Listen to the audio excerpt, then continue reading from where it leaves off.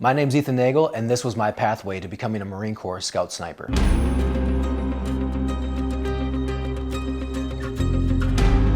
So right away in the beginning, for the Marine Corps, you go straight to boot camp. Now, you'll split between either East or West Coast, and that decision is made depending on which side of the Mississippi River that you live on. Most Marines that are east of the Mississippi, they will go to Parris Island, and Minnesota, where I'm from, we all typically went to the West Coast. Now, Marine Corps boot camp is pretty much legendary in its aspect of breaking people down and building them back up again. And the Marine Corps is a bit different from other branches in the military. I also served in the Army National Guard after my years after serving in the Marine Corps, well after. And there is a distinct difference on how the mentality is, as well as like the rank structure, as well as kind of like the standards and training. So in the Marine Corps, when you head out to San Diego or to boot camp, you completely get stripped of everything that you are and you rebuild as a Marine. Now, in the Marine Corps, when you want to become a Scout Sniper or go into combat arms, it's kind of key to know this here, especially in the Marine Corps culture and in time of war. Day one is when you have to decide how you're going to build up those building blocks to become a Marine Corps Scout Sniper. So right away in boot camp, shooting is a massive thing. We spent about 2 to 3 weeks learning how to shoot and then going to the range. Shooting in the Marine Corps is a massive point of pride. We shot from 25 to 500 yards. Now, shooting at that distance with an M16A4 that has been used by thousands of recruits, when you get to that distance at 500, you truly are an expert marksman. In time of war, things move very quickly in the Marine Corps. So if you shoot expert in boot camp, that's going to be one less thing you have to worry about when you get to the fleet and if you try out for the Indoc and then you manage to get to school. A lot of great guys were phenomenal leaders in the Scout Sniper platoons, but they never went to school because they could never shoot expert. Now, shooting is a very important skill within the community, but it's not the highest. Leadership, fieldcraft, marksmanship, mission planning are all placed above shooting. Everyone expects you to shoot as a Scout Sniper. That's your baseline skill. So your baseline skill is already way more advanced than what the basic Marine infantryman can shoot. So if you shoot expert with an M16A4, you should be able to shoot expert with the Cadillac of sniper rifles, which was the M40A1. So once you get through boot camp, you are God's gift to the earth. That's just a fact. Just kidding. So when you get out from boot camp, you will think you are God's gift to the earth, and you're not. You're going to go home. You're going to, get celebrated. Everything's all hunky-dory. You're going to be walking on water. And once you get to infantry school, you're going to get hit in the face pretty quick with reality. Infantry school is one of the best schools that you can go to. And in infantry school, you're going to learn everything you need to know about being a combat Marine. It's going to be about 6 to 12 weeks long. I know they've shifted it in the recent years. So if you are going to Marine Corps infantry now, I believe it's going to be much closer to 14 to 16 weeks. And the skills that they are teaching now is far more advanced and more proficient than when I went through. So I am envious of what they are doing now in the current Marine Corps system. When you go to infantry school, soak up all the knowledge you can, and land navigation is going to be one of the most important things that you're going to learn. So while you're going through infantry school, pick up all those fieldcraft skills that is going to be needed to when you go try out for the Indoc, which is the indoctrination platoon, or tryouts for the Marine Corps Scout Sniper platoon that is at your unit. So in infantry school, go ahead and do your best at all the land nav, take as many points as you can, learn land nav like the back of your hand. It's one of the funnest activities if you can brace the suck. I truly love land nav. I'm a weirdo. It was awesome. I loved walking around on my own. It's one of the few freedoms I ever had in infantry school when no one's looking over your shoulder and barking down your throat and everything else. Land nav is going to be crucial, especially in the Indoc portion of becoming a Marine Corps Scout Sniper. Once you finish infantry school, you're going to have a really good baseline of what your capabilities are and how you react under pressure and the skills that are needed to operate as a basic infantryman. Once you get to your unit, you're going to get treated as the new guy, as everyone does. So in the Marine Corps Infantry, you'll go Marine Corps Boot Camp, and then you will go to infantry school, and then once you graduate infantry school, you will go to your unit. I was very fortunate to be stationed out in Hawaii. The unit was just recently disbanded in the last year, but most people will end up on the East or West Coast. If your pathway is to become a Marine Corps Scout Sniper, then what you want to do is when you get to your unit, go seek out the Scout Snipers and the Scout Sniper platoon. This is where you're gonna have to build a relationship with some of the guys that are already in the platoon and to show interest that you want to try out and become one of them. It's much more relationship building than, say, the Army with Special Forces or Army Rangers or Army Pipeline into a lot of their special operations units. Marines, now they have MARSOC. Back then when I was going through it, and currently Marine Corps Scout Snipers are part of the unit itself. So there is no official pipeline or paperwork that you sign that will get you into infantry school. And everything's going to be based off of your attitude and your hard work and your dedication to get into the sniper platoon and then to get yourself into Scout Sniper School. So it's going to be much more chaotic, and then there is no cut and dry of if you're going to make it or not, or if you're going to get into the platoon or not. So one of the most important things you do is you build a rapport with the Scout Sniper Platoon, and you find out when that Indoc is going to take place, which is the tryouts for Scout Sniper Platoon. Now, typically these tryouts are going to be about 2 to 4 days long, depending on the unit and how long they have time to perform their Indoc. One of the most important things you can do to prepare for the Indoc is running. Now, running is going to help supplement your ruck running skills. So start putting in long miles and make sure your pace is going to be at 7 minutes or faster. And in the Marine Corps, the standard for perfect is 6 minutes a mile. So if you can do 3 miles in 18 minutes, that's a perfect time. Now, if you are training for long distance, start shooting your goals to 7 minutes a mile. So start running up to 6 miles a day or every other day to get your body and your joints ready for that long distance. It also helps build up your bones and your muscle structure for when you start throwing on the ruck. Don't kill yourself with the ruck marches.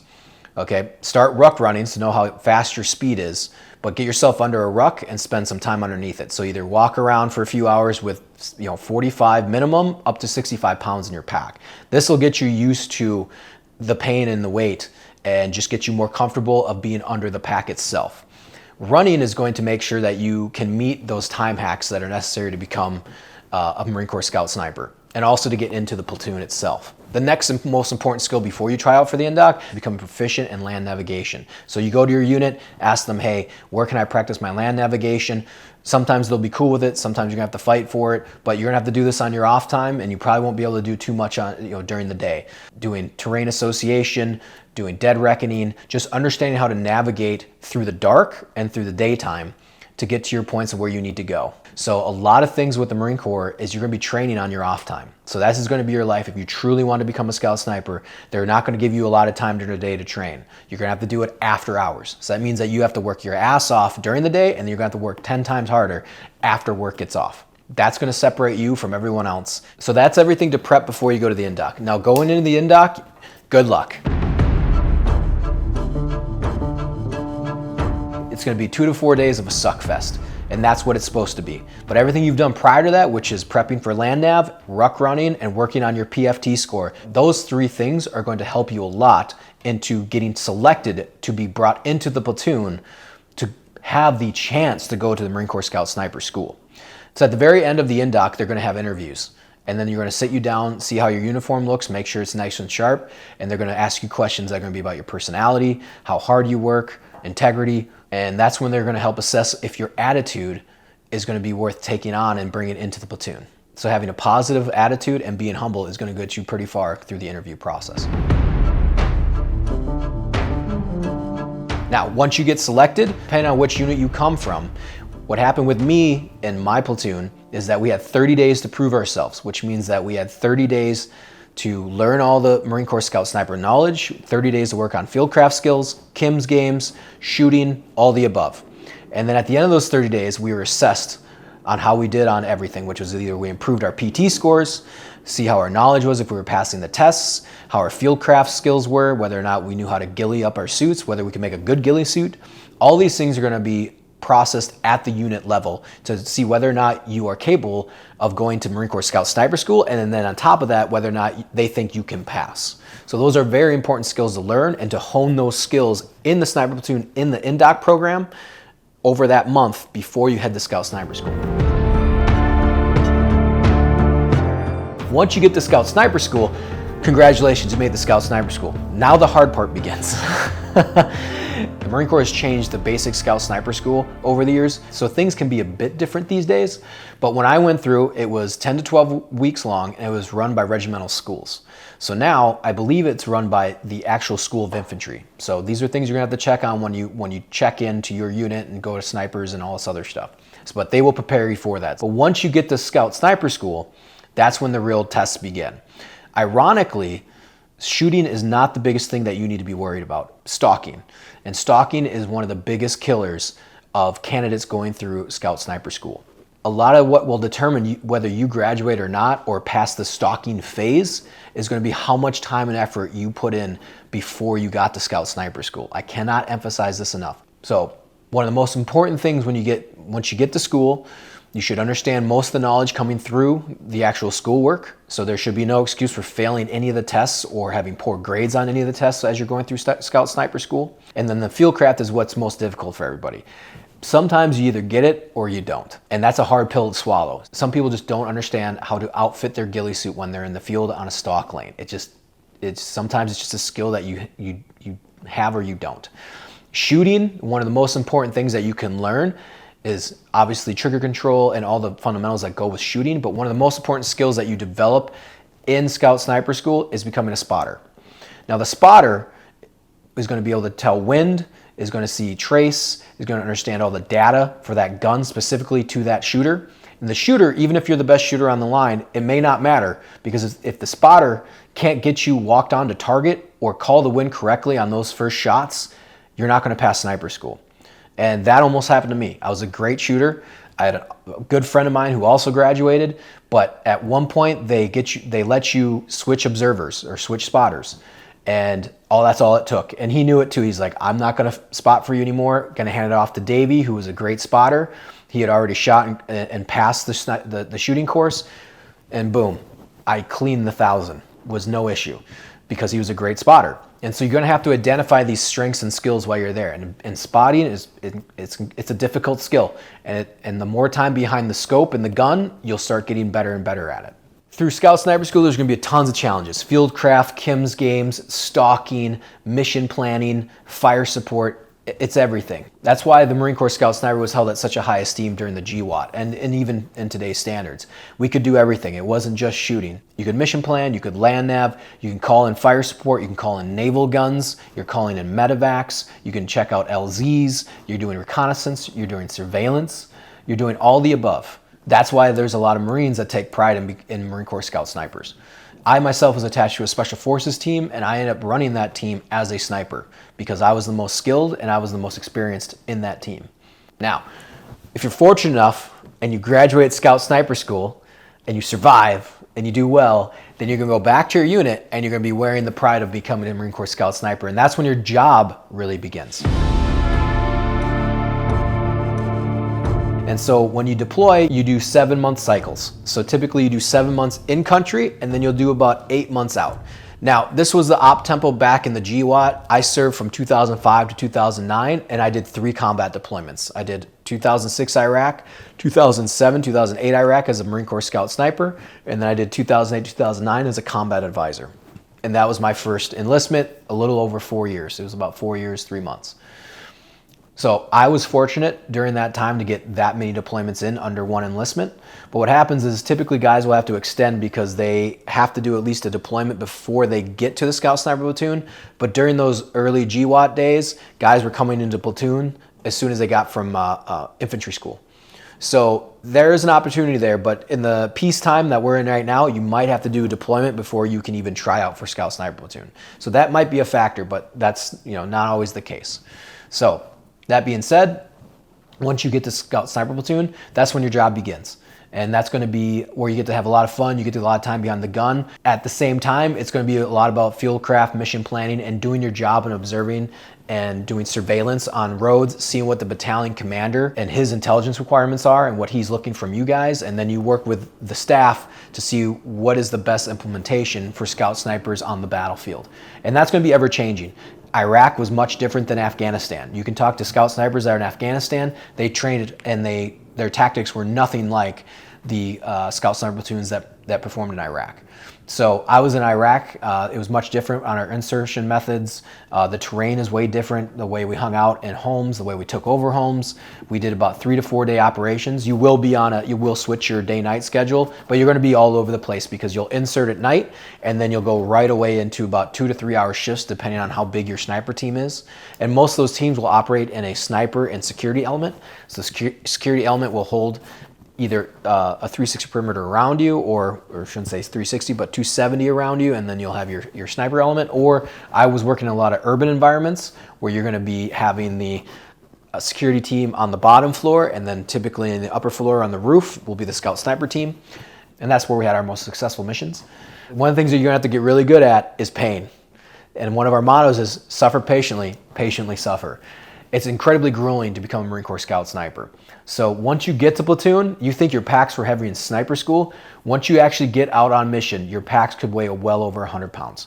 I remember the soul-crushing weight of throwing on a pack. I was a radio operator, so my pack weighed well over 100 pounds. Assistant team leader was around 75, 80 pounds, and the team leader was the same way. You have to carry your gun, you have to carry your main weapon, which is an M4 203, and then you have to have enough ammunition to fight your way out of any situation. So if you get contact, you're gonna have to fight your way out and make yourself a much bigger element than what you actually are, because you're only gonna have 4 to 6 Marines in your team. You're gonna have to be incredibly aggressive and incredibly violent to get yourself out of that situation and to find better ground to then secure your position and to call in support through the radio or do whatever your combat drills are that you've practiced beforehand on how to handle that situation.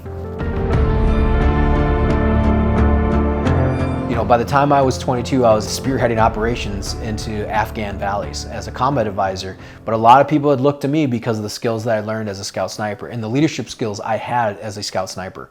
So a lot of those things it kept compounding and evolving onto itself that helped me grow as an individual. Attention to detail, integrity, working hard when no one else is working, understanding what it takes to actually complete the mission, really digging deep into yourself and understanding what you're capable of doing. I still think back onto times when I was like, I can't believe I lived through that, or I can't believe I pushed my body that hard to go through that. It was a great experience. It was grueling, just like everything else. After my 3 deployments, you learned a lot about yourself and how you handle yourself as a leader and how you're going to set goals for yourself. If you get into the civilian sector, if you want to pursue contracting, snipers are highly needed still, or it's a skill that's always sought after within the protection community. For me, I'm a filmmaker. So after I got out, I went to film school. I got my bachelor's degree in intelligence studies, and I went on and got my associate's degree in cinematography because I would want to do film since I was a kid. Those skills absolutely translated from the Marine Corps and the Marine Corps Scout Sniper platoon because how hard you have to work to do your job. It easily translated into me becoming a filmmaker because I have to put in all the extra work to make sure that my scenes are well lit.